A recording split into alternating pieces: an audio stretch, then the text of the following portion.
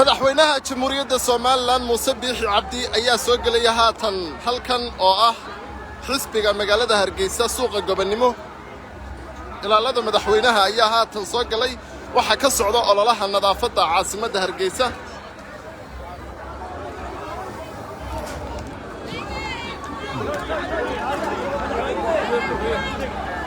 madaxweynihii ayaa haatan soo galaya ololaha nadaafadda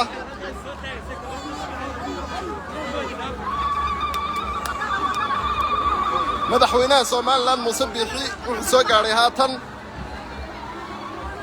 suuqa Gobonimo aqalka xisbiga ololaha nadaafadda oo si dardar leh halkan uga socda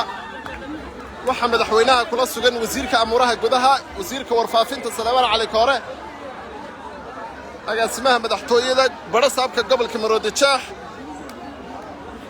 wasiirka gaadiidka